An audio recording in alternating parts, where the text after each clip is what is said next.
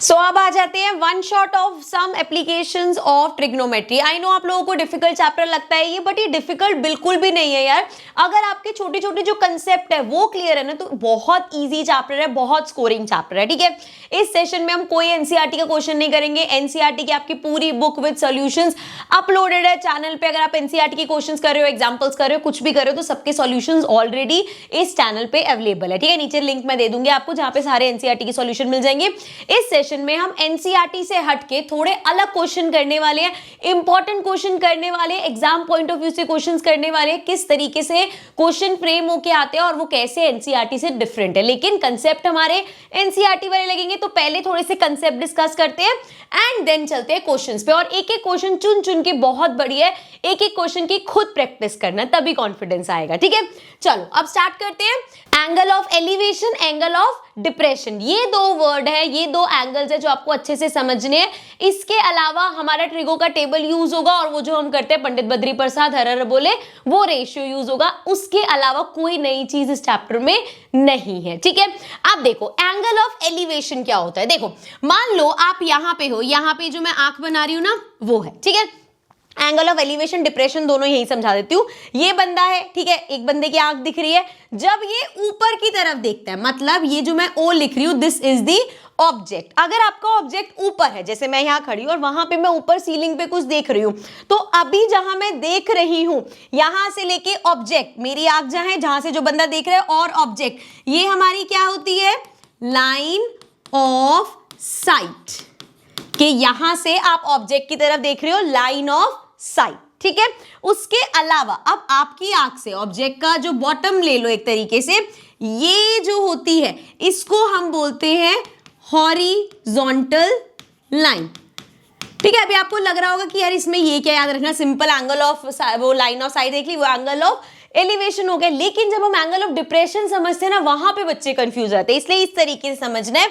ये हमारी horizontal line, ये लाइन ऑफ साइट, ये हो गया हमारा एंगल ऑफ एलिवेशन, हमेशा ऊपर की तरह। इसको याद कैसे करेंगे, एलिवेटर है तो होता है ना, अब एलिवेटर में आप कहोगे वो तो नीचे भी आता है, लेकिन वो कैसे, या तो यूं जाएगा या यूं जाएगा, एंगल हमेशा ऐसे ही रहेगा। और डिप्रेशन, अब ये याद कर लो, डिप्रेशन वर्ड से क्या समझ में आता है, कोई बहुत उदास है, कोई बहुत सैड है और वो ऐसे नीचे मुंह लटका के बैठे, तो एंगल ऑफ डिप्रेशन हमेशा नीचे की तरफ होता है। ठीक है, ये छोटी छोटी चीजें जब तुम सुनोगे ना, तुम्हारे दिमाग में रहेगी, और कभी कंफ्यूज होगा ना, याद आ जाएगा, हाँ डिप्रेशन से मैम ने कहा था वो मुंह लटका के बैठा रहता है। ठीक है, तो एंगल ऑफ डिप्रेशन होता है नीचे की तरफ, मतलब ये रही आंख हमारी, ठीक है, यहां से हम देख रहे हैं, अब ऑब्जेक्ट को नीचे की तरफ देखा जा रहा है, जो हमारा ऑब्जेक्ट है वो है यहां पे। सो ये नीचे की तरफ जो जा रहा है, ये हमारा हो गया आंख और ऑब्जेक्ट। ये लाइन कौन सी होती है,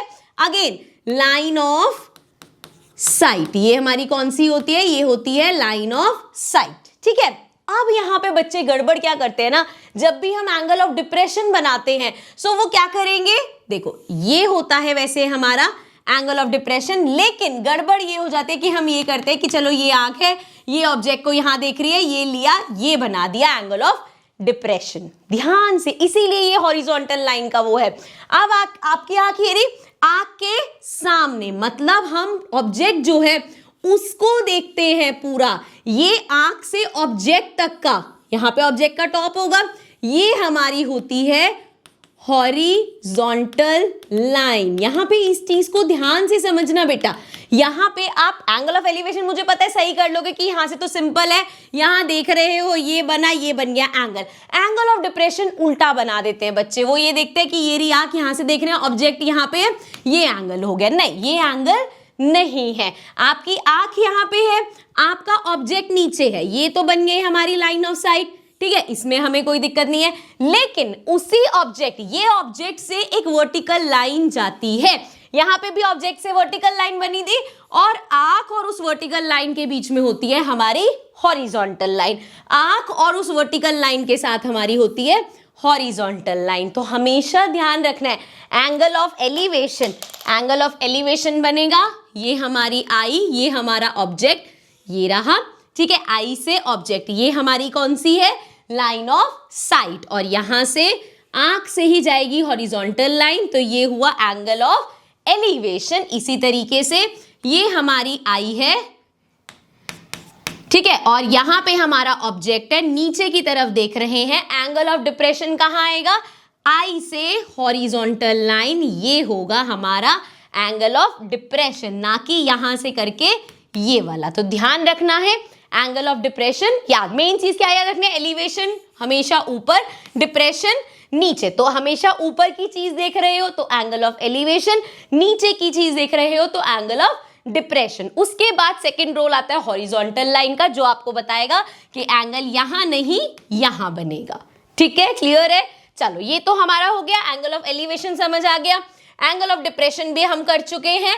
अब एक चीज जो हमें याद रखनी है, पंडित बद्री प्रसाद हर हर बोले। अब इसके बहुत सारे हो सकते हैं, ठीक है, आप कुछ भी करो, याद ऐसे रखना है जिसमें ये वाला P अपॉन H साइन है, B अपॉन H कॉस है, P अपॉन B टैन है, एंड देन उसका उल्टा। इस चैप्टर में जो हमें यूज होंगी साइन की वैल्यूज, कॉस की वैल्यूज और टैन की वैल्यूज, वो भी समझ लो।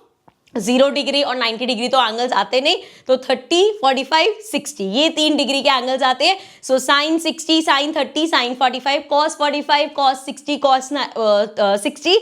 इसी तरीके से टैन 30, टैन 45 और टैन 60 ये वैल्यूज। वैसे तो देखो ट्रिगो का चैप्टर करोगे, ट्रिगो टेबल आपको पूरी याद होनी चाहिए, बट टिप्स पे आपको ये रहनी चाहिए, यही एंगल्स और यही यूज होगा। ठीक है, सो ये चीजें अगर हमें पता है तो इस चैप्टर के हम सभी क्वेश्चन सॉल्व कर सकते हैं। एक एक करके क्वेश्चन सॉल्व करते हैं। पहले 2 क्वेश्चन मैंने असर्शन रीजनिंग के लिए। अब पढ़ो क्या लिखा है। A person standing at a distance of 20 metre from the base of a tower observes the angle of elevation of the top of the tower to be 30 degree. The height of the tower is 10 metre. तो पहले ये देखिए assertion का correct है या नहीं। तो एक इंसान खड़ा है टावर से कितने डिस्टेंस पे? 20 मीटर के। मान लो मैंने ये टावर बनाया, अब टावर तुम इधर बनाओ, कोई फर्क नहीं पड़ता। कभी भी फिगर्स देख के मैं सोचना अरे हमने तो फिगर लेफ्ट से बना दी, राइट से नहीं बनाई, it's one of the same thing, जब तक तुमने एंगल सही मार्क करे। ठीक है, सो ये हमारा टावर हो गया। ठीक है, इसको नेम कर देते हैं, लेट्स कॉल इट AB। ठीक है, अब हमें क्या बोले, कितने डिस्टेंस पे? इस टावर से 20 मीटर के डिस्टेंस पे एक इंसान खड़ा है। ठीक है, now from the base of the tower observe the angle of elevation of the top of the tower to be 30। अब वो यहां से है तो भैया वो टावर के टॉप से देख रहा है, तो एंगल क्या बना? ये लाइन ऑफ साइट हो गई, ये हॉरिजॉन्टल हो गई, ये हो गया हमारा एंगल। कितना दे रखा है? 30 डिग्री। ठीक है, उसने देखा 30 डिग्री का एंगल बन रहा है। Now the height of the tower, अब वो कह रहे हैं ये जो हाइट है ये 10 मीटर है। निकाल के देख ले। देखो यहाँ पे हमारे पास क्या है? बेस है, परपेंडिकुलर। बेस और परपेंडिकुलर ये 2 चीजें जिसमें आ रही हो वो कौन सा होता है? पंडित बद्री प्रसाद हर हर बोले। PB कहाँ आता है?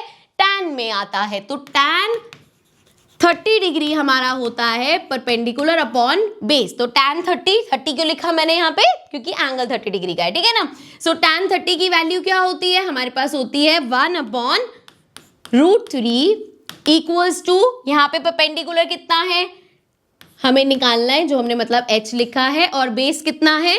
20।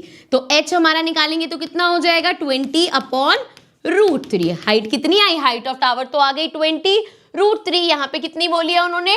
10 मीटर। इसका मतलब ये असर्शन गलत है। अब यहाँ देखो क्या बोला है उन्होंने, the angle of elevation and the distance on the base of the tower are related by the trigonometric ratio height of tower upon में डिस्टेंस। तो यहाँ पे यही क्या था, हमने ऊपर हाइट थी, नीचे हमने डिस्टेंस लिया था, तो मतलब रीजन करेक्ट दे रखा है, लेकिन आंसर जो 10 मीटर है ये रॉन्ग है। तो क्या होगा? Assertion is false but reason is correct. ठीक है, क्लियर। चलो आगे देखते हैं।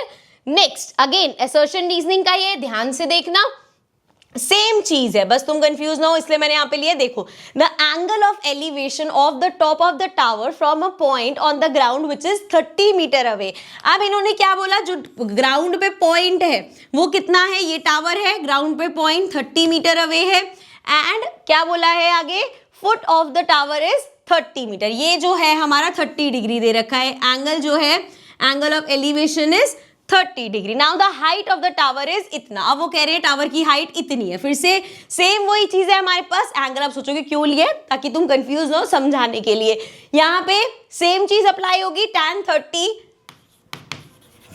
30 डिग्री हमारा कितना होगी? हाइट अपॉन में डिस्टेंस। कितना है इसका डिस्टेंस? 30। ये हमें पता है 1/√3 √3 है। ये हो गया h/30, 30 को उधर भेजो, ये आ गया 30/√3। अगर इसको रैशनलाइज करेंगे तो इंटू √3/√3, ये आ गया 30√3, अपॉन में 3 कैंसिल करेंगे, ये आ जाएगा 10√3। तो हाइट कितनी निकल के आई? Height I 10√3। यहाँ कितनी दे रखी है? 20√3। मतलब अगेन असर्शन इज रॉन्ग। अब इसका रीजन देखो इन्होंने क्या बोला है, the angle of depression from B to A, B से लेके ए तक, अब बी से ए तक का angle of depression and angle of elevation A to B. मतलब मान लो अगर ये हमारा ए है, ये बी है, क्योंकि एंगल ऑफ एलिवेशन ऐसे है ना, ए टू बी कितना है? 30 डिग्री। तो वो कह रहे हैं अगर ये 30 डिग्री है तो एंगल ऑफ डिप्रेशन ये वाला जो हमारा होगा, या अगर वो कहना चाहे ये वाला जो हमारा होगा, क्या वो सेम होगा? एंगल ऑफ डिप्रेशन अगर हम देखें बी से, देखो ये अगर बी पॉइंट है, यहां से अगर कोई ऑब्जेक्ट को नीचे की तरफ देख रहे हैं, ये लाइन ऑफ साइट हो गई हमारी एंड ये हमारी हॉरिजॉन्टल लाइन होगी, तो क्या ये एंगल हमारा 30 डिग्री होगा? बताओ क्या एंगल ऑफ एलिवेशन और डिप्रेशन बराबर होगा? यहाँ पे इस चीज को ऐसे देखो, ये हमारे पास एक लाइन है, ठीक है, इसी के ही पैरेलल एक ये लाइन बन रही है, ये लाइन है, इसी के ही पैरेलल ये बन रही है, और ये अगर तुम्हारा ट्रांसवर्सल है, मतलब इसको अगर हम ट्रांसवर्सल लेते हैं तो देखो ये एंगल और ये एंगल क्या एंगल्स हैं? ये ऑल्टरनेट इंटीरियर एंगल है, क्योंकि जब हम ये हॉरिजॉन्टल बना रहे हैं, हम इसके पैरेलल बना रहे हैं, तो इसका मतलब इसको ट्रांसवर्सल समझो, तो ये एंगल और ये एंगल हमारा कितना होगा? ऑल्टरनेट इंटीरियर एंगल होगा, मतलब ये एंगल्स इक्वल होंगे। इसका मतलब ये जो रीजन लिखा है ये बिल्कुल करेक्ट है, इसीलिए मैंने ये लिया था, क्योंकि मुझे पता था पहला पार्ट तो तुम कर लोगे लेकिन सेकंड पार्ट में तुम फंस जाओगे और लिखाओगे कि नहीं ये तो कहीं नहीं सिखाया, तो ये गलत होगा, ये रीजन गलत है। लेकिन इसमें आपका असर्शन गलत है बट रीजन करेक्ट है। ये दिमाग हमें लगा के देखना कि एंगल्स बन कौन से रहे हैं, ये ऑल्टरनेट इंटीरियर एंगल्स बन रहे हैं, ठीक है। सिर्फ इसी वजह से मैंने ये क्वेश्चन लिया था। चलो नेक्स्ट क्वेश्चन देखते हैं। नेक्स्ट क्या है हमारे पास? So now the question says the length of shadow of a person is x metre long when the, हमेशा ना क्वेश्चन को देख के कभी भी ना डरना मत सबसे पहले तो, क्योंकि यूजुअली क्या होता है जब हम क्वेश्चन पढ़ते हैं ना और ऐसे देख लेते हैं अरे ये तो √3 - 1 दे दिया, इसमें तो नंबर्स ही नहीं दिए, ये तो x y की टर्म्स में दे रहे हैं, तो हमें पहले ही लगता है कि क्वेश्चन बहुत मुश्किल है। चाहे क्वेश्चन बहुत ईजी हो, तो क्वेश्चन को हमेशा पढ़ो, देखो उसमें क्या है, ईजी ही लगेगा अगर ढंग से पढ़ोगे। पहले अपने दिमाग को ट्रिगर कर लोगे ना कि भाई ये तो मुश्किल क्वेश्चन है, तो वो डेफिनेटली मुश्किल ही लगेगा चाहे कितना इजी क्यों ना हो, ठीक है। अब देखो the length of shadow of a person is x metre long when the angle of elevation of the sun is 45 degree.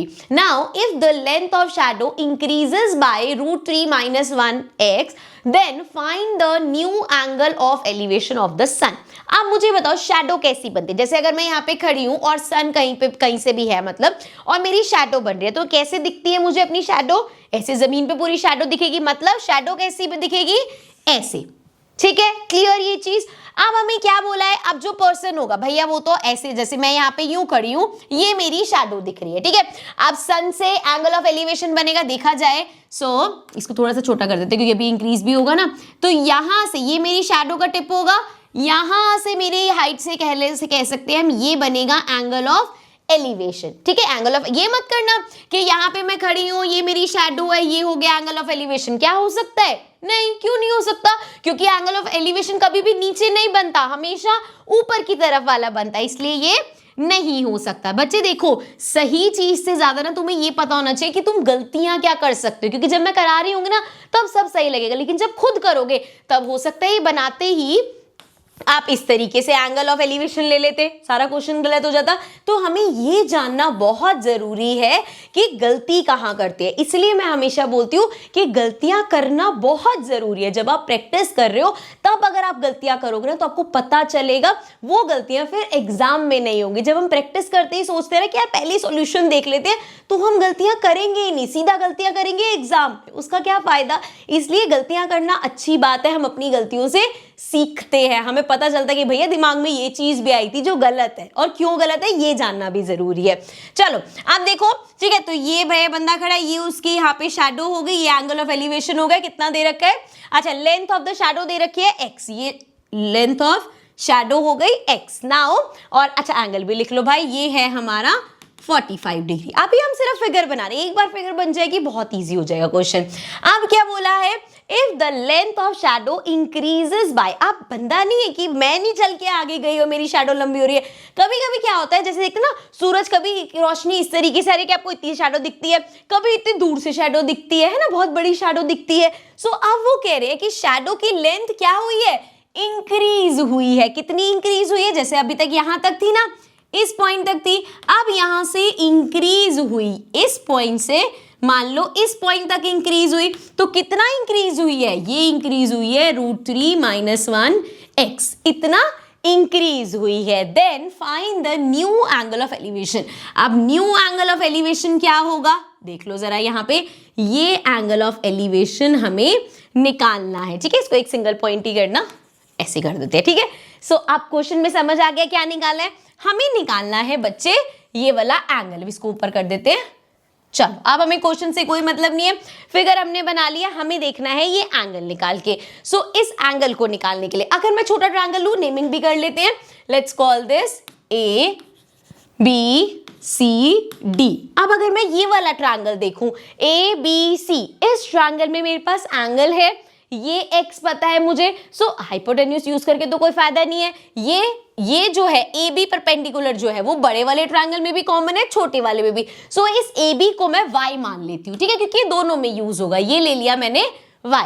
ठीक है, अब देखो इन ट्रायंगल ABC ट्रायंगल में अगर हम देखें, सो फिर से वही चीज है, परपेंडिकुलर बेस कहाँ आता है, पंडित बद्री प्रसाद हर हर बोले, मतलब परपेंडिकुलर बेस tan में आ रहा है। जब हाइपोटेन्यूज यूज करोगे ना तब साइन कॉस यूज होता है। ठीक है, सो अगेन tan एंगल कितना है, 45 डिग्री। सो tan 45 डिग्री।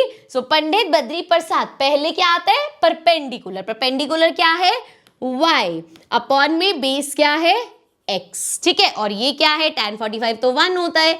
सो यहां से मेरे पास आ गया x इक्वल है y की, या अगर मैं कहूं y की वैल्यू क्या है, x है। और ध्यान रखना आंसर में हम y की टर्म्स में आंसर नहीं छोड़ेंगे, हमें क्या निकालना है, एंगल निकालना है। वैसे तो हमें एंगल निकाले, सो हम इस y को खत्म करते हैं ताकि हम निकाल सके, दोनों में y आएगा। चलो आगे करते हैं।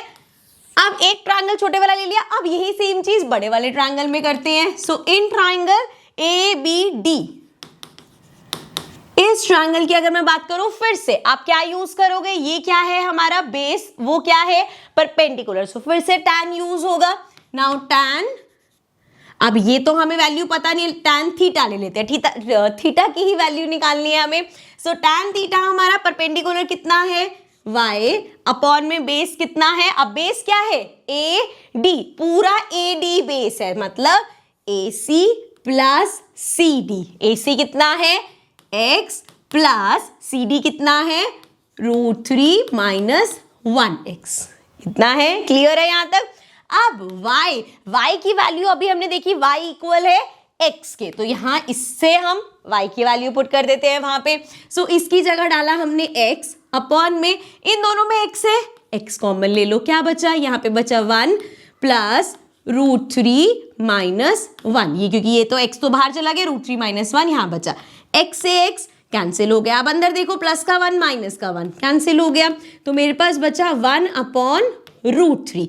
अब tan थीटा इक्वल्स टू 1/√3, बताओ कब होता है, tan की वैल्यू 1/√3 कब होती है, tan की वैल्यू 1/√3 होती है tan 30 डिग्री पे, है कि नहीं, 1/√3 होती है। सो दैट मीन्स हमारा एंगल क्या आ गया, एंगल आ गया 30 डिग्री का। ठीक है, ये जब मैं पॉज लेती हूँ ना कि बताओ tan की वैल्यू क्या होती है, इसलिए लेती हूँ कि अगर आप वीडियो को सुन भी रहे हो ना तो सडनली आपके दिमाग में आना चाहिए या tan 30 होता है या tan 60, क्योंकि बहुत कंफ्यूजन होती है। हम ऐसे कर लेते हैं, कभी कभी सोचते हैं tan 30 और tan 60 में से √3 कौन सा है, 1/√3 कौन सा है, हमेशा कंफ्यूज हो जाते हैं। तो हमें हमेशा याद रखना है कि 30 लिखा है, यहाँ पे 3 है, ये थोड़ा सा 1/√3 वाला कॉम्प्लिकेशन है, 60 है तो सीधा √3 आएगा। ये मेरे तरीके हैं याद करने के लिए, आप भी याद कर सकते हो।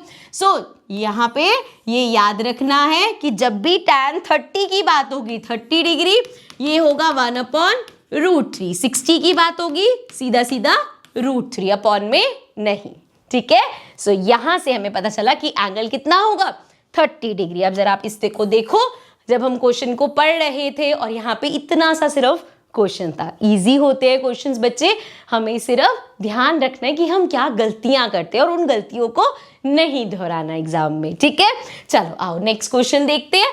नेक्स्ट है हमारे पास, now if the angle of elevation of a bird from a point 150 metre above the ground is 30 degree. आप क्या लेते हैं, ये ले लिया हमने ग्राउंड लेवल, ठीक है।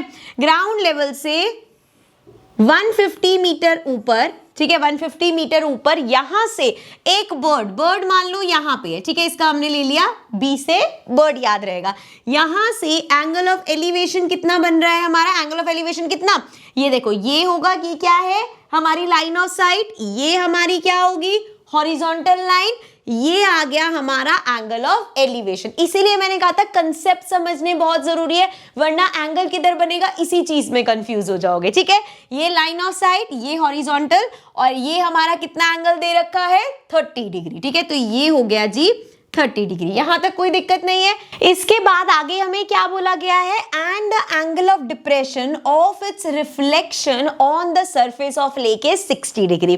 अब बच्चे कहां कंफ्यूज होते हैं कि इन्होंने बोला अच्छा एंगल ऑफ डिप्रेशन मतलब नीचे की तरफ, जब भी हम लेक के अंदर देखते हैं, यहां मैंने तभी पिक्चर डाली है, देखो ये बर्ड है, इसका रिफ्लेक्शन यहां पे आ रहा है, देखो सी लेवल क्या है, मान लो ये हमारा सी लेवल है, रिफ्लेक्शन हमेशा कैसे लगता है कि ये अंदर है, पानी के अंदर चीज है, और इसमें देखो जैसे ये पहाड़ है, इसका रिफ्लेक्शन भी आ रहा है, इसका मतलब यहां पे ये बर्ड है तो इसका रिफ्लेक्शन मान लो इधर कहीं होगा, ठीक है, इसको मैं मान लेती हूँ पॉइंट सी, ठीक है, ये इसका ये रिफ्लेक्शन है ना, इसको लेते हैं हम पॉइंट आर, ठीक है, ये इसका रिफ्लेक्शन है।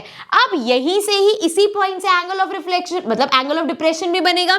यहां से एक मिनट रुको, ये टेढ़ा मेढ़ा बनेगा ना, फिर इसको हम कलर यहाँ पे ये लेते हैं और इससे करते हैं।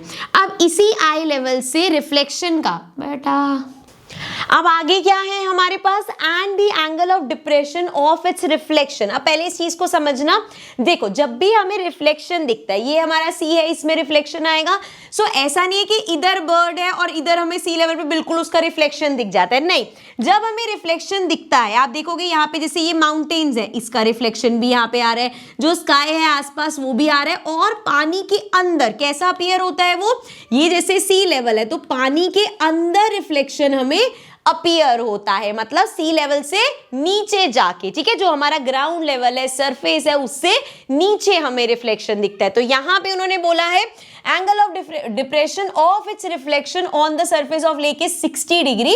अब एंगल ऑफ डिप्रेशन कहां बनेगा ये ध्यान से समझना, ये वर्ड है, मान लेते हैं यहां पे कहीं उसका रिफ्लेक्शन आएगा, ठीक है, आर पॉइंट ले लिया मैंने कि इधर कहीं इसका रिफ्लेक्शन होगा। तो देखो जरा, अब इसी पॉइंट से एंगल ऑफ डिप्रेशन मतलब आई लेवल तो सेम ही रहेगा, सो यहां से ये आर पॉइंट पे बनेगा एंगल ऑफ डिप्रेशन। अब एंगल ऑफ डिप्रेशन बनेगा कहां बेटा, ये मेन चीज है, ये लाइन ऑफ साइट हो गई, ये हमारी हॉरिजॉन्टल लाइन नीचे वाली, यहां पे हम कभी भी नहीं देखते आई लेवल की वर्टिकल लाइन नहीं देखते, हम क्या देखते हैं आई लेवल से हॉरिजॉन्टल लाइन, मतलब ये जो एंगल निकल के आ रहा है ये हमारा एंगल ऑफ डिप्रेशन होगा। कितना दे रखा है 60 डिग्री, सो ये 60 डिग्री हमारा एंगल ऑफ डिप्रेशन हो गया। Now what is the height of the bird above the lake, अब लेक से ऊपर उसकी हाइट कितनी है। सो देखो जरा, इसको हम यहाँ पे जरा ज्वाइन करते हैं, ये बी पॉइंट से इसको थोड़ा सा ऐसे रख लेते हैं ताकि ये स्ट्रेट हो, अभी थोड़ा टेढ़ा मेढ़ा आ रहा है ना, सो ये लिया हमने,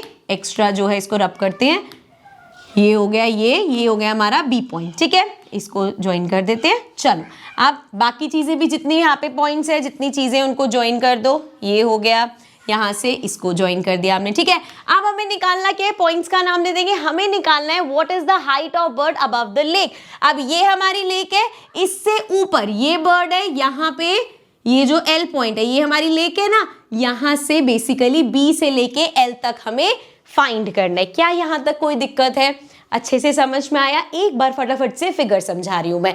एक बर्ड है यहाँ पे, ये ग्राउंड लेवल है, ठीक है, this is the ground level, यहाँ पे लिख लेते हैं, इस पॉइंट को मैंने नाम दे दिया जी। सो ये ग्राउंड लेवल से 150 ऊपर, ठीक है, यहाँ पे इसको पॉइंट नेम कर देते हैं ए। सो यहाँ से 150 ऊपर इस पॉइंट से बर्ड, ये बी पॉइंट हो गया हमारा बर्ड का, ये हमारा बी पॉइंट है, this is the bird is here. So यहां से लेके यहां तक angle of elevation is 30 degree. फिर उन्होंने बोला बर्ड का जो रिफ्लेक्शन है वो एंगल ऑफ डिप्रेशन कितना बन रहा है, 60 डिग्री का बन रहा है। ठीक है, यहां तक क्लियर है। ये हमारी फिगर हो गई। हमें निकालना है लेक। ये लेक है ना, देखो ये जो ग्राउंड लेवल है वही हमारा लेक का सरफेस होगा।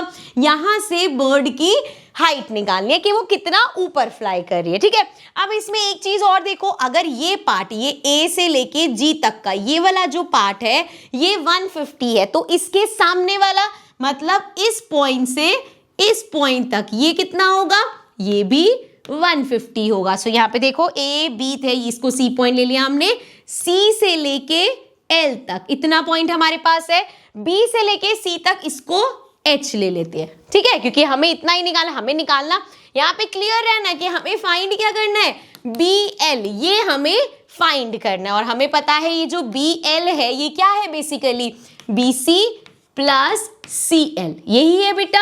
अब इसमें से ये जो सी एल है ये तो 150 हमें पता है, बी सी हमें निकालना है। ठीक है, यहां तक बिल्कुल क्लियर हो।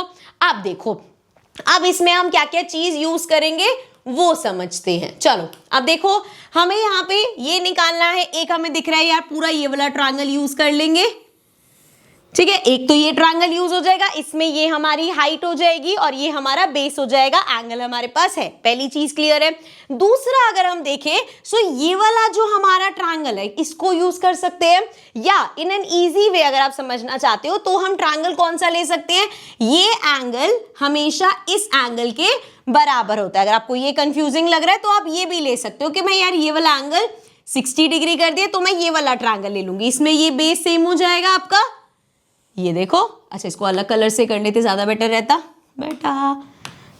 इस वाले ट्रायंगल की अगर हम बात करें, ठीक है, ये ट्रायंगल यूज कर सकते हैं। अभी एंगल 60 कैसे आया, अभी हमने क्वेश्चन किया था ना, देखो मैं यहाँ पे कर रही हूँ लेकिन मैं रब कर दूंगी, ठीक है, वरना ये बड़ा वैसा सा मैसी सा हो जाएगा। ये लाइन है एक, ठीक है, एक हमारी ये लाइन है। ठीक है बच्चे, ये हो गई उस पे ट्रांसवर्सल। ठीक है, सो ये लाइन और ये हमारी ट्रांसवर्सल, ये लाइन ये ट्रांसवर्सल। ये एंगल और ये एंगल क्या है, देखो ये वाला एंगल और ये वाला एंगल क्या है, ऑल्टरनेट इंटीरियर एंगल, तो मतलब ये भी 60 डिग्री हो गया। चलो अभी घुचुर मुचुर जो किया उसको हटा लेते हैं। ठीक है, इतना क्लियर है। तो हमें दो ट्रायंगल समझ में आ गए। एक मैं पहले ये ब्लू वाला ट्रायंगल लूंगी, दूसरा फिर मैं ये वाला ट्रायंगल लूंगी, ये वाला।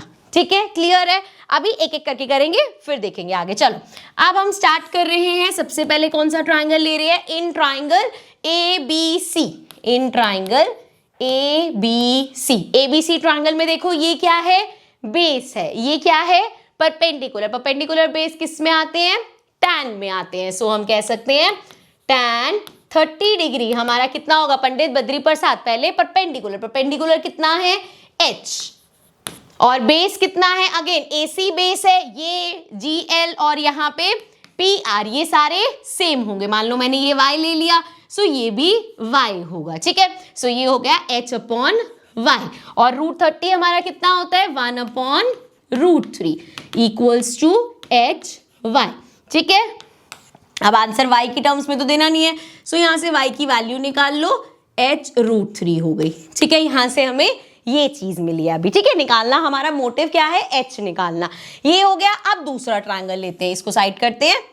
देखो इन ट्रायंगल, दूसरा ट्रायंगल कौन सा ले रहे हैं हम, APR,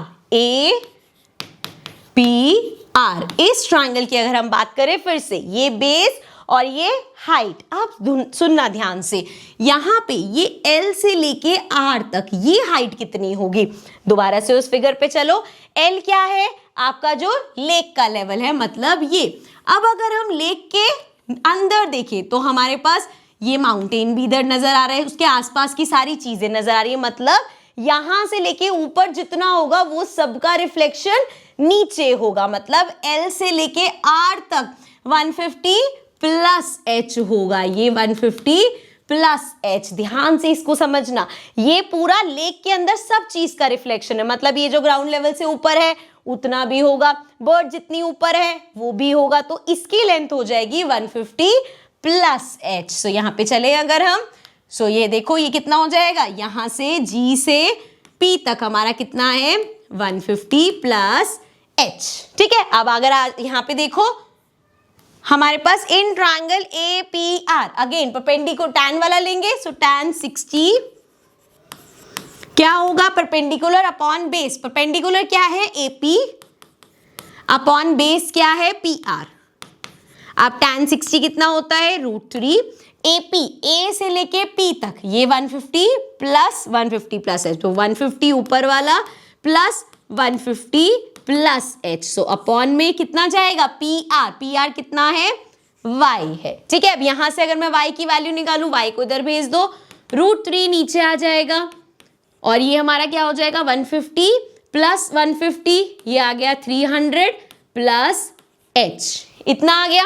अब y की वैल्यू वहां पे कितनी थी, वहां पे हमने y की वैल्यू निकाली थी h √3, सो यहाँ पे अगर हम पुट कर दे y की वैल्यू h √3, तो ये कितना हो जाएगा, 300 प्लस h अपॉन में √3 को उधर भेज देते हैं, √3 इंटू √3 3h बन गया, ये आ गया 300 प्लस h को इधर भेजो, 3h minus h equals to 300, 3h में से 1h गया, 3 में से 1 गया 2, so 2h equals to 300, so h आ गया 300 अपॉन 2, मतलब h इक्वल्स टू आ गया 150। तो यहाँ पे हमें h की वैल्यू मिली 150। फाइंड क्या करना था, क्या सिर्फ h फाइंड करना था, नहीं, हमें BL फाइंड करना था। तो देखो जरा, BL हमारा था BC प्लस CL। BC कितना है, BC हमने लिया था h, सो ये हो गया h प्लस CL कितना है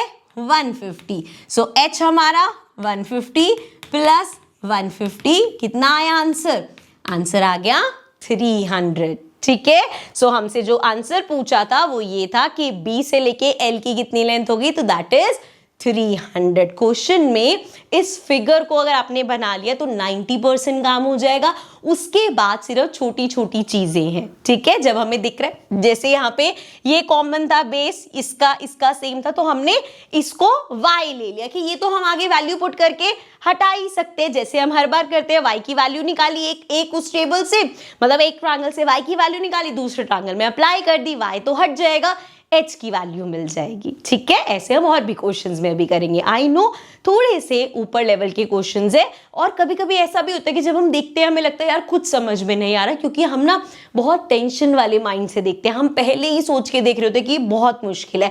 लेकिन अब एक बार तुमने देख लिया ना, एक बार अगर लग रहा है मुश्किल है, रिवाइंड करो, दोबारा से देखो क्वेश्चन को। 90% चीजें तुम समझ चुके हो, 10% जो कंफ्यूजन है दोबारा देखने पे वो क्लियर हो जाएगा। ठीक है बेटा, चलो इसी बात से अब नेक्स्ट क्वेश्चन पे आ जाते हैं। नेक्स्ट क्वेश्चन क्या है हमारे पास, so now the next question, again question आया एग्जाम में, देखा क्वेश्चन पेपर, भाई साहब पता है एप्लीकेशन ऑफ ट्रिगो का कितना मुश्किल क्वेश्चन आया है, 1 + tan θ cot β, पता नहीं क्या क्या दे रखा है यार, हमारी बारी में इतना मुश्किल क्वेश्चन क्यों आना था। अभी जब मैं ये क्वेश्चन सॉल्व कराऊंगा ना, तुम्हें क्वेश्चन बहुत इजी लगेगा।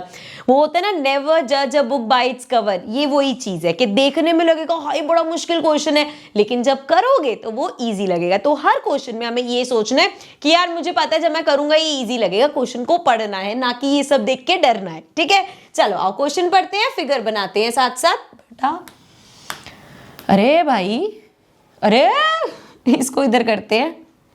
चलो अब देखो क्या लिखा है हमारे पास, the window of a house is h metre above the ground. एक घर है जिसकी विंडो जो है ग्राउंड से कितनी ऊपर है, कितने मीटर है, h मीटर अबव। सो ये विंडो हो गई, ठीक है, इसको नाम दे दिया हमने w। ठीक है, ग्राउंड लेवल से, ये हमारा ग्राउंड लेवल है, ये हो गया g।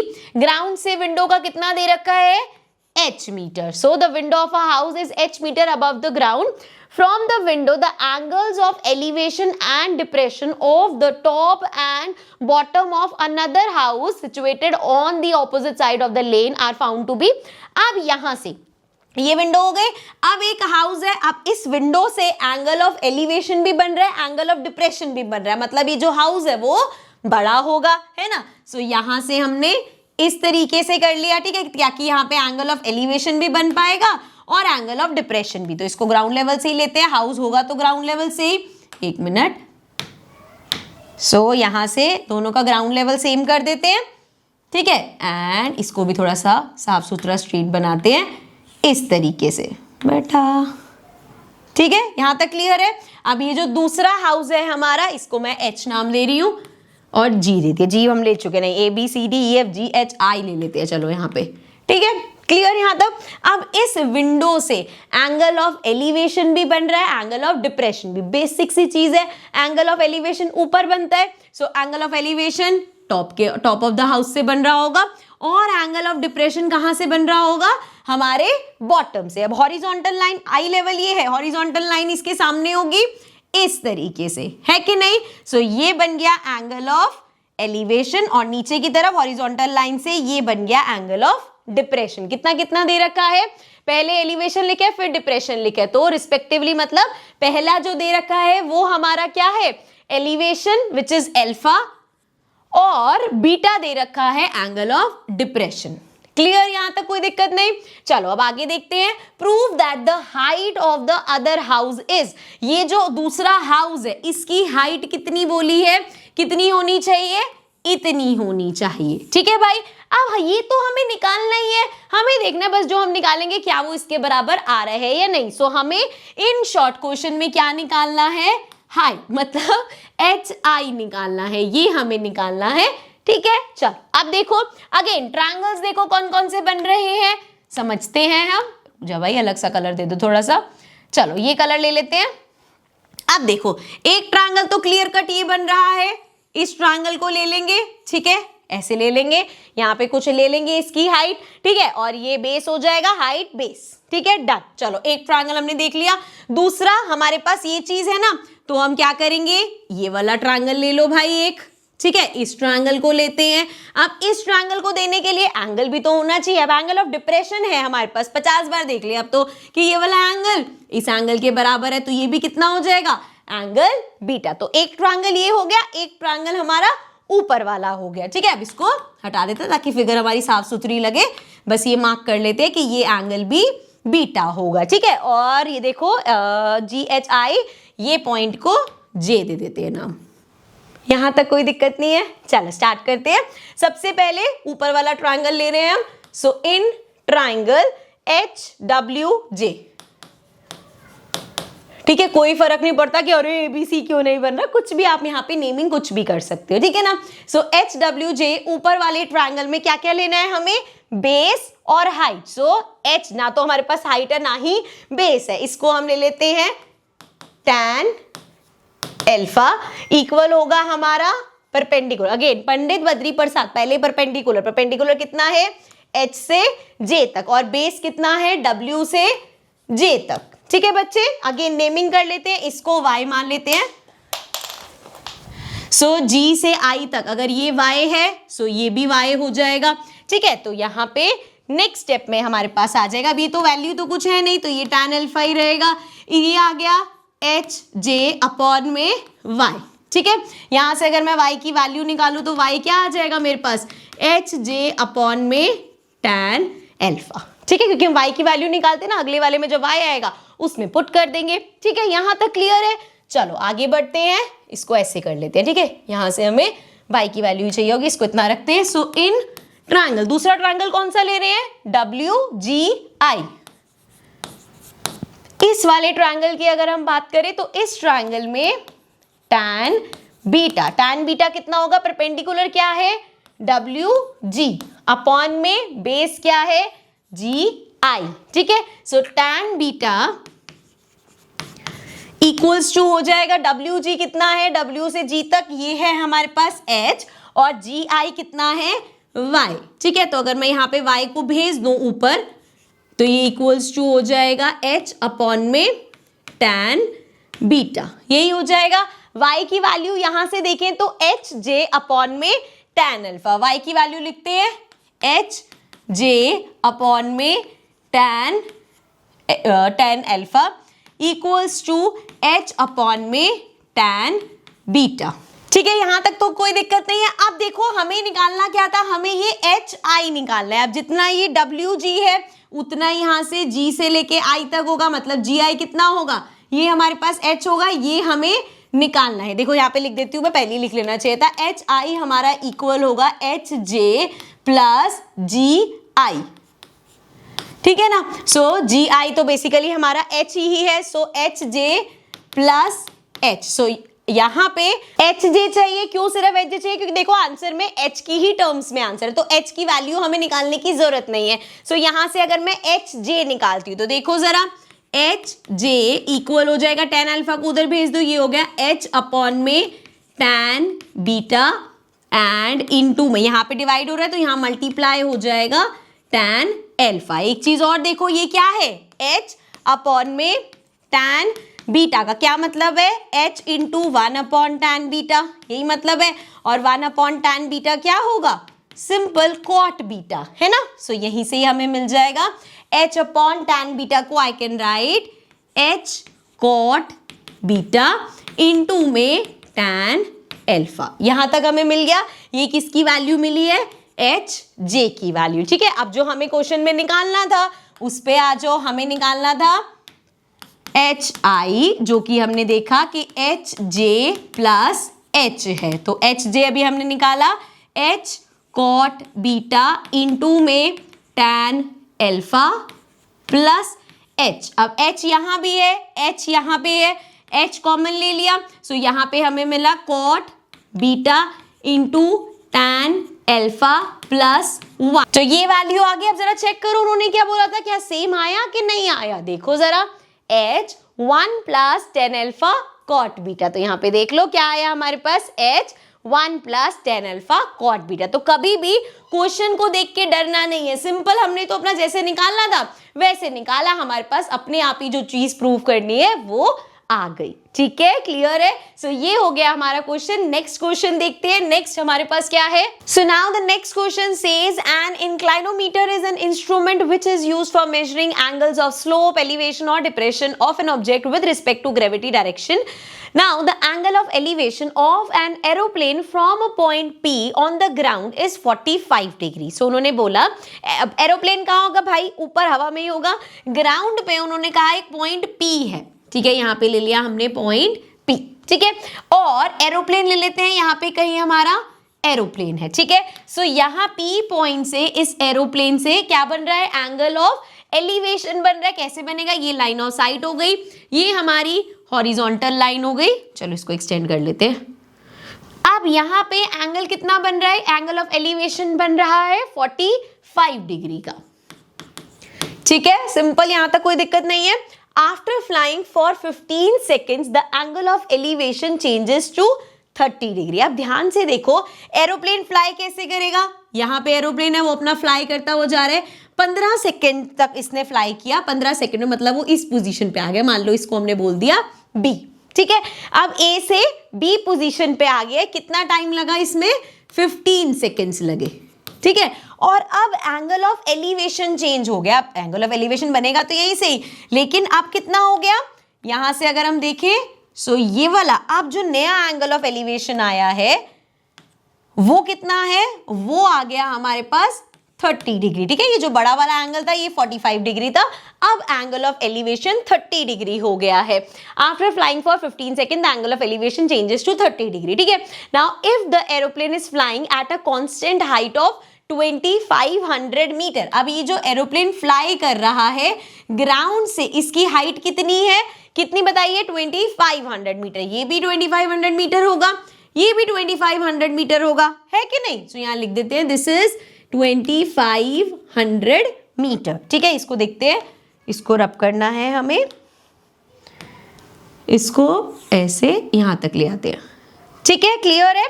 सो ये भी 2500 होगा, ये भी 2500 होगा, यहां तक तो क्लियर है।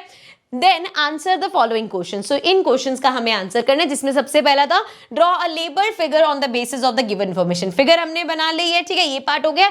नेमिंग कर लेते हैं, A B, let's call this C, इस पॉइंट को डी नाम दे देते हैं, एंड देन आगे जहां पे भी अगर हमें रिक्वायर्ड होगा तो हम पॉइंट वगैरह नाम दे देंगे, ठीक है। सो सेकंड पार्ट है calculate the distance covered by the plane during the period of observation. So अब हमें डिस्टेंस निकालना है, कितना, ए से लेके बी तक, मतलब यहां डी से सी जो है इतना डिस्टेंस जो है हमें फाइंड करना है। ठीक है, इतना समझ में आ गया।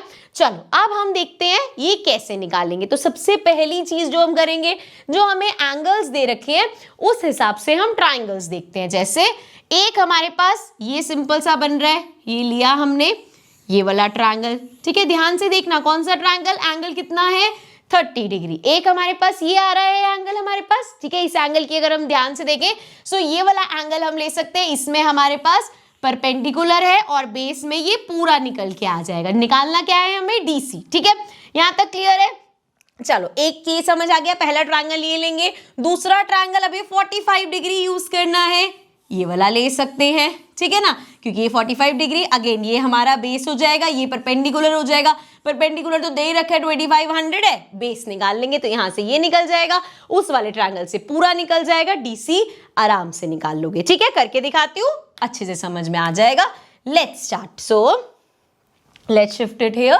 अब यहाँ पे हम स्टार्ट कर रहे हैं इन ट्रायंगल। सबसे पहले ट्रायंगल कौन सा ले रहे हैं, 30 डिग्री वाला ले ले, PBC।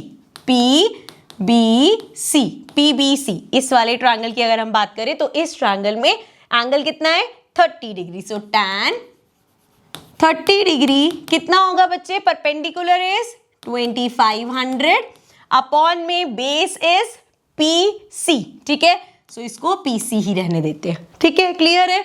चलो अब देखो यहाँ पे इसकी वैल्यू लिख दो 1/√3। सो ये आ गया 2500 अपॉन में PC। तो PC को यहाँ ले जाओ, ये आ जाएगा 2500√3। ठीक है, ये हमें P से लेके C तक निकल गया। फाइंड क्या करना है, DC। सो यहाँ पे P से लेके C तक हमें ये पूरा मिल गया है। अब दूसरा ट्रायंगल अगर हम ले, सो दूसरा ट्रायंगल क्या लेंगे, इन ट्रायंगल। अब कौन सा, 45 के हिसाब से PAD, ट्रायंगल PAD। इस ट्रायंगल की अगर हम बात करें सो 45 डिग्री है, सो tan 45 डिग्री इक्वल होगा परपेंडिकुलर AD, BC के बराबर कितना होगा 2500 अपॉन में इसका बेस कितना है PD, तो ये आ गया PD। अब ये तो 1 होता है, 1 इक्वल्स टू 2500 अपॉन में PD। इसको यहां भेज दो, PD की वैल्यू क्या आ गई 2500। अब हमारे पास क्या आ गया, P से लेके D तक। अब जरा मुझे एक बात बताओ, अगर मेरे पास ये पूरा PC है, इस पूरे में से अगर मैं माइनस कर दूं, देखो इस पूरे पार्ट में से अगर मैं इतना पार्ट हटा दूं तो मेरे पास DC तो बचेगा, मतलब PC पूरे में से अगर हम PD माइनस कर दे तो मेरे पास DC आ जाएगा, जो मुझे निकालना है। तो सिंपल करेंगे, PC माइनस कितना है, क्या है PD है।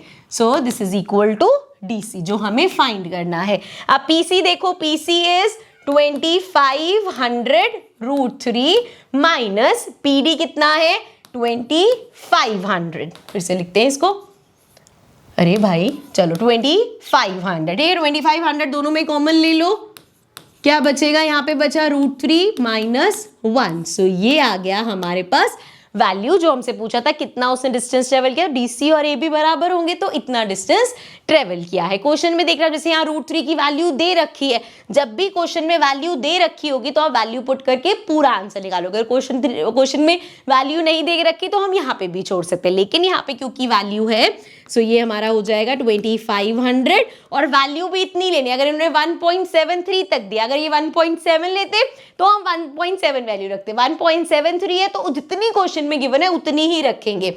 ये हो जाएगा 1.73 माइनस 1, ये आ गया 2500 एंड इसमें से 1 माइनस करेंगे 0.73 आ जाएगा। ठीक है, सो अब इसको अगर हम मल्टीप्लाई करें, एक चीज तो बहुत सुना देखो यहाँ से अगर अपॉन में ये हो जाएगा ना, 0 से 0 तो कैंसिल ही हो गए, तो हमें क्या करना है 73 को 25 से मल्टीप्लाई करना है। 5 3 ज़ा 15, 7 5 ज़ा 35, 36। उसके बाद 3 2 ज़ा 6 एंड 7 2 ज़ा 14। सो ये आ गया 5 6 6 12 एंड 4 4 8 एंड 1। सो ये हमारे पास आ गया 1825। इतना डिस्टेंस ट्रेवल करा है। ठीक है, सो ये हमारा हो गया सेकेंड पार्ट। अब थर्ड पार्ट पे आ जाते हैं। कहाँ गया थर्ड पार्ट, ये रहा।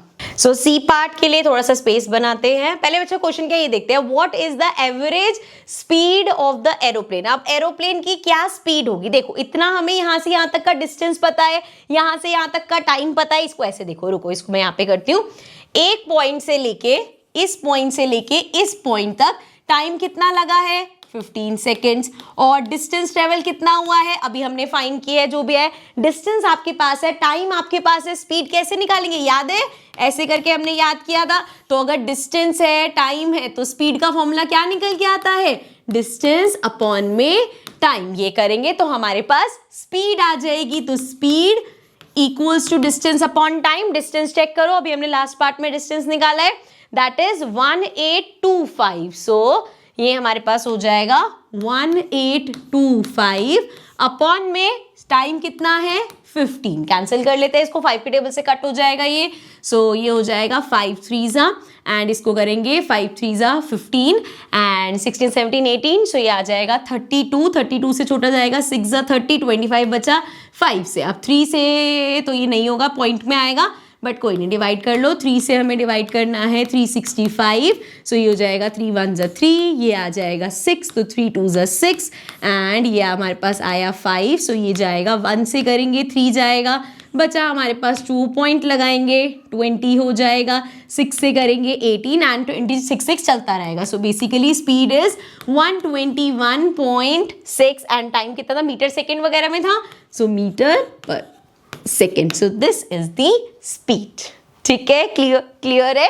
इस तरीके से इस चैप्टर में से आपके पास केस स्टडी के क्वेश्चन आ सकते हैं। अब आते हैं सबसे इंपॉर्टेंट क्वेश्चन में कि भैया अगर तुम पिछले साल के बच्चे होते, तुम्हारा पिछले साल वाला बैच होता, तो पेपर में कौन सा क्वेश्चन आया था वो देखने के लिए तैयार हो, आ जाओ देखते हैं। सो दिस इज द क्वेश्चन जो लास्ट ईयर एग्जाम में आया था, मतलब पूरा केस स्टडी का आपका 4 नंबर का क्वेश्चन आ गया था।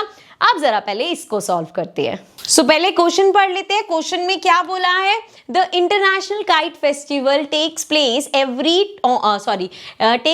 Every year on 14th January. The main attractions of the festival include national and international kite flying, parade, kite flying, traditional stalls, etc. On this day, few kite flyers had assembled at a point this.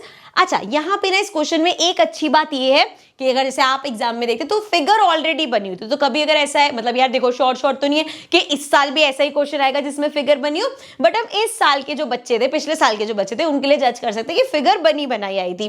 तो जहां पे हमारी figure की जिन बच्चों की गलती हो सकती थी वो एटलीस्ट अवॉइड हो गई होगी। पढ़ लेते हैं फटाफट से। सो ऑन दिस डे, ये सब हो गया। The position of 3 kites A B C, ये 3 kites हैं, was such that A and B were on the same vertical. अब यहाँ पे अगर हम देखें A और B सेम वर्टिकल में है, ठीक है।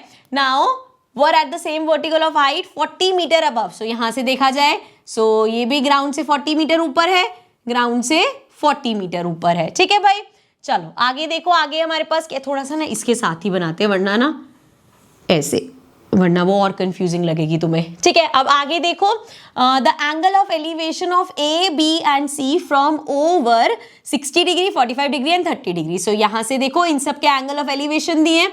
जैसे यहाँ पे कोई खड़ा है, सो ये ग्राउंड लेवल हो गया हमारा, यहाँ से ये पूरा, ठीक है, this is the ground level. अब यहाँ से एंगल ऑफ एलिवेशन ये बना 30 डिग्री का, इस काइट का बना 45 डिग्री का, और ये वाली काइट का बना 60 डिग्री का, ठीक है। ये फिगर पूरी बनी हुई है, मैं बस आपको ऐसे करके दिखा रही हूँ। A vertical tower SD has been erected at point S and the camera is set on the top of the tower. अब यहाँ पे एक टावर है जिसके टॉप पे कैमरा लगा रखा है, ठीक है। इसको थोड़ा सा इधर करो, ठीक है। अब इसके टॉप पे जो कैमरा लगा रखा है उससे क्या हो रहा है, वर्टिकल टावर SD से ये हो गया top of the tower for 40 photography के लिए उसको वहां पे लगा रखा है। एंड इसका यहाँ पे मेरे को लग रहा है आगे कहीं इन्होंने क्वेश्चन में दिया होगा कि इधर से एंगल ऑफ डिप्रेशन बन रहा है। देखो ये अगर यहाँ से बन रहा है डिप्रेशन एंगल, नीचे की तरफ बनेगा। अब इसका हॉरिजॉन्टल पार्ट कहाँ है, ये रहा। सो ये आ गया हमारा 30 डिग्री और इसका बीच का डिस्टेंस 60 मीटर है, जरूर किसी पार्ट में दे रखा होगा। आओ अब क्वेश्चन करते हैं। Now what is the length of the string of kite A. अब हमें काइट ए ये रही, यहां से देखनी है, ये हमें निकालना है। रुको मैं कलर चेंज करती हूँ, यहां से ये, ठीक है, यहां से काइट की स्ट्रिंग होगी। सो ये स्ट्रिंग हमें निकालनी है। आप देखो जरा कितना सिंपल है यार। ये ट्रायंगल बन रहा है AOP, ये ट्रायंगल है, इसमें ये वाला पार्ट हमारे पास है, हाइपोटेन्यूज आपको निकालना है। अब याद करो, पंडित बद्री प्रसाद हर हर बोले। अब इसमें देखो अगर परपेंडिकुलर है, हाइपोटेन्यूज निकालनी है तो क्या यूज होगा, साइन यूज होगा। सो फर्स्ट पार्ट लेते हैं। फर्स्ट पार्ट में हमारे पास है इन ट्रायंगल AOP ट्रायंगल में अगर हम देखें सो ये क्या होगा, परपेंडिकुलर इज AP, अपॉन में हाइपोटेन्यूज इज AO, और ये किसके बराबर होगी, साइन एंगल कितना है 60 डिग्री, तो साइन 60 डिग्री। सो AP कितना है, A से P हमारा 40 हो गया, अपॉन में AO इज जो हमें फाइंड करना है, देन साइन 60 इज √3 अपॉन में 2। सो AO फाइंड करना है, इसको वहां भेज दो, ठीक है, ये हमारा 2 ऊपर आ जाएगा, 14 × 2 80 हो जाएगा, और √3 आ गया नीचे। सो यहाँ पे कभी भी अपॉन में √3 नहीं छोड़ना, तो इसको रैशनलाइज कर देंगे, ये हो जाएगा 80 अपॉन √3 इंटू √3 अपॉन में √3। सो ये हमारे पास आ गया 80 √3 अपॉन में 3, √3 इंटू 3 इज 3। सो ये आ गई हमारे पास AO की लेंथ। यही हमें फर्स्ट पार्ट में फाइंड करनी थी, वो हमने कर ली। नेक्स्ट देखते हैं, if the length of the string of kite at C is 40 metre. अब ये जो C वाला स्ट्रिंग है, ये वाला जो स्ट्रिंग है, ये हमें बोल दिया कितना है, 40 मीटर है। Then find the height of the kite C from the ground. अब आपको ये निकालना है कि ग्राउंड से इसकी हाइट कितनी होगी। अगेन हमारे पास ये क्या है, परपेंडिकुलर, ये क्या है हमारे पास, हाइपोटेन्यूज। एंगल तो हमारे पास यहाँ पे भी एंगल कितना है, 30 डिग्री है हमारे पास। ये छोटा वाला एंगल 30 है ना, बड़ा वाला 45 है, कंफ्यूज मत होना। तो 30 डिग्री एंगल है, हाइपोटेन्यूज हमारे पास है, परपेंडिकुलर निकालना है, अगेन साइन यूज होगा। सो सेकेंड पार्ट में इन ट्राइंगल, देखो ट्राइंगल कौन सा है हमारे पास, in triangle COR। So COR, इस ट्राइंगल की अगर हम बात करें, सो यहाँ पे अगेन साइन कौन सा एंगल, 30 डिग्री, साइन 30 डिग्री क्या होगा हमारे पास, परपेंडिकुलर अपॉन हाइपोटेन्यूज। परपेंडिकुलर कितना है, CR, अपॉन में बेस कितना है, सॉरी हाइपोटेन्यूज कितना है, CO। सो साइन 30 कितना होता है, 1/2। CR हमें क्वेश्चन में गिवन है, CR, अच्छा CR हमें निकालना है, CO गिवन है 40 एंड CR हमें निकालना है। सो इसको वहां भेजेंगे, ये आ जाएगा 40/2। सो CR इज इक्वल्स टू 20, ठीक है, कैंसिल हो जाएगा। तो CR जो हमें निकालना था वो आ गया 20, ठीक है, यहां तक कोई दिक्कत नहीं है। अब यहाँ पे थर्ड वाला जो पार्ट है, इसमें हमारे पास चॉइस आई थी, तो दोनों हम यहाँ पे दोनों समझेंगे, ठीक है। इसको इधर कर लेते हैं, यहाँ पे हम एक एक करके दोनों पार्ट सॉल्व करते हैं। सो पहला क्या है, what is the horizontal distance between the kite A and B। सो हमसे पूछा है इसके बीच का डिस्टेंस कितना है, ये A है काइट और ये हमारी काइट B है। सो इसके बीच का हमें डिस्टेंस बताना है। सो हम देखें, अगर यहां से अगर हम देखें तो हमें ये चीज निकालनी है। अब यहाँ पे देखो कौन कौन से ट्राइंगल्स आप पकड़ सकते हो, जैसे अगर मुझे QP निकालना है तो मुझे QO चाहिए और OP चाहिए। तो अगर मैं ये वाला ट्राइंगल देखूं इस तरीके से, तो मेरे पास ये 45 डिग्री दे रखा है, ये मेरे पास है, मैं OQ आराम से निकाल सकती हूँ। सिमिलरली अगर मैं ये वाला ट्राइंगल देखूं बेटा, सो यहाँ पे मेरे पास परपेंडिकुलर है, एंगल है, बेस में आराम से निकाल सकती। तो स्टार्ट करते हैं थर्ड का। अभी हम फर्स्ट वाला पार्ट कर रहे हैं, ठीक है, मतलब फर्स्ट ऑप्शन कर रहे हैं, A है, ठीक है। चलो अब देखो जरा, इन ट्राइंगल, एक एक करके ट्राइंगल लेते हैं। So in triangle BOQ, so BOQ इस ट्राइंगल की अगर हम बात करें, अच्छा एक चीज और देखो, परपेंडिकुलर बेस, पंडित बद्री प्रसाद हर हर बोले, मतलब tan यूज होगा। सो tan 45 डिग्री, पहले क्या आता है, पंडित बद्री प्रसाद, मतलब परपेंडिकुलर आता है। परपेंडिकुलर कितना है, 40 है, अपॉन में QO। सो QO यहां से मिल जाएगा, ये 1 होता है, equals to 40 upon QO। So QO को उधर भेज दो, ये आ जाएगा 40, ठीक है। तो अब इस पूरे QP में QO हमें मिल गया। OP के लिए हम ट्राइंगल लेंगे, इन ट्राइंगल AOP।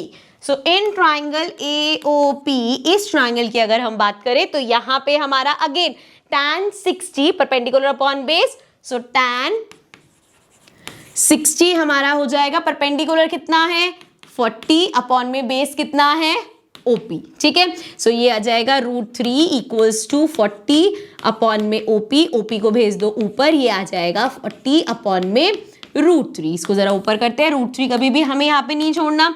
सो ये आ जाएगा 40 अपॉन √3 इंटू √3 अपॉन √3, तो ये आ गया 40 √3 अपॉन में 3। अब ये आ गया हमारे पास OP। हमें निकालना क्या था, पूरा Q से लेके P तक। सो यहीं पे कर दूं, Q से लेके P तक हमारा कितना होगा, QO प्लस OP। सो QO हमने निकाला था 40 प्लस OP अभी हमने निकाला है 40 √3 अपॉन में 3। सो ये हमारे पास आ गया, अपॉन में 3 लिया हमने। सो 4 3s are 12, सो 120 प्लस 40 √3, ठीक है। तो ये आ जाएगा हमारा आंसर, ठीक है। इसको फर्दर अगर आप चाहो तो जो कॉमन मिल रहा है वो कॉमन ले लेना, कॉमन लेके इसको सॉल्व कर देना, कटेगा बटेगा कुछ है नहीं तो यहाँ पे भी आप छोड़ सकते हो।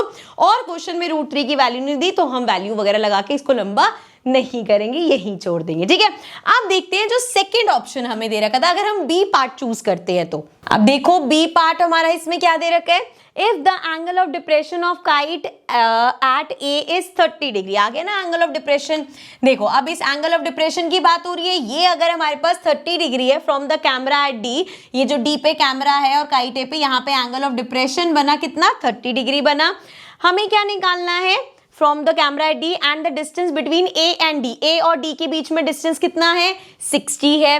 सो then find the length of the tower. हमें ये पूरा टावर की लेंथ निकालनी है, तो इसके लिए हम क्या कर सकते हैं, ए से लेके जरा इसको यहाँ पे ज्वाइन करो। अब यहाँ पे अगर आप देखोगे ये 30 डिग्री है बेटा, तो ये भी 30 डिग्री हो जाएगा। सो अगर मैं ये वाला ट्रायंगल लूं, सो यहाँ से ये मेरे पास 60 दे रखा है, यहाँ से मैं ये वाला पार्ट निकाल लूंगी, सो यहाँ से यहाँ तक निकल जाएगा। इस पॉइंट को नाम दे देते हैं, let's call this R point, ठीक है। आर नहीं, आर पॉइंट तो हमारे पास और भी कहीं है, ए बी सी सब कुछ है क्या, चलो जेड ले लो, जेड नहीं होगा, ठीक है। सो डी से लेके जेड तक हम इस ट्रायंगल से निकाल लेंगे, और जितना ये 40 है उतना ही यहाँ से लेके यहाँ तक भी 40 होगा। देखो इसको लिखेंगे कैसे, इधर बना लो थोड़ा सा स्पेस में। हमें क्या निकालना है, ds। सो ds हमारा इक्वल होगा dz प्लस में ये हमारा क्या है, z से लेके s तक, z से लेके s तक कितना होगा, dz प्लस 40। अरे भाई प्लस 40, ठीक है। मतलब मुझे dz निकालना है, तो मैं ये पूरे टावर की लेंथ निकाल सकती हूँ। dz निकालने के लिए हमने पहले ही देख लिया, इन ट्राइंगल अरे इस ट्राइंगल की अगर हम बात करें तो इस ट्राइंगल में हमारे पास क्या दे रखा है, हमें परपेंडिकुलर निकालना है, हाइपोटेन्यूज दे रखे। पंडित बद्री प्रसाद हर हर बोले, परपेंडिकुलर हाइपोटेन्यूज साइन में होता है, मतलब साइन। अच्छा एंगल कितना है, एंगल है हमारे पास 30 डिग्री का, तो साइन 30 डिग्री हमारा क्या होगा, परपेंडिकुलर dz अपॉन में हाइपोटेन्यूज AD। सो ये हो जाएगा 1/2 एंड dz तो हमें निकालना है, AD कितना है, AD है 60, तो ये आ जाएगा 60 उधर भेजो, 60/2, ये आ जाएगा dz हमारा आ गया 30, ठीक है, कैंसिल होगा, ये आ जाएगा 30। सो यहाँ पे वैल्यू पुट कर दो, ds निकालना है ना हमें, तो dz इज 30 और ये प्लस 40 हो जाएगा। सो 4 5 6 70 मीटर आ गया हमारे टावर की लेंथ, मतलब ds हमारा आ गया 70 मीटर, ठीक है। क्लियर है, समझ में आ गया। तो चाहे आप ये करते चाहे ये करते, दोनों में चॉइस है, ठीक है। अब आपको लेकिन समझ में आ गया कि क्वेश्चन किस तरीके से आया था, and again it is not a difficult question, basic चीजें लगाई हैं हमने, ठीक है, कोई बहुत कंफ्यूजिंग क्वेश्चन नहीं था। तो इसके साथ हमने extra question, competency based question practice कर लिए हैं, लेकिन हमें एनसीईआरटी नहीं छोड़नी। एनसीईआरटी का एक एक क्वेश्चन करना बहुत जरूरी है। तुम्हारी जो गलतियां पकड़ी जाएंगी, तुम्हारे जो कंसेप्ट क्लियर होंगे, वो सबसे बढ़िया होंगे जब तुम एनसीईआरटी के क्वेश्चंस करोगे, ठीक है। उसका ऑलरेडी मैंने बता दिया, सब कुछ अपलोडेड है, पूरी एक्सरसाइज आपको वहां मिल जाएगी, एग्जांपल्स के सॉल्यूशन मिल जाएंगे, सब कुछ मिल जाएगा, नीचे डिस्क्रिप्शन में लिंक भी मिल जाएगा। आप प्लेलिस्ट विजिट करो और सारे सॉल्यूशंस रेडीली अवेलेबल है। लेकिन शर्त क्या है कि पहले खुद करेंगे, उसके बाद चेक करने आएंगे, जहां अटक रहे हैं, जहां गलती हो रही है फिर देखेंगे, ठीक है। So I see you all in the next video नए चैप्टर के वन शॉट के साथ। तब तक के लिए इस चैप्टर को बहुत अच्छे से कर लो। I see you in the next video. Bye for now.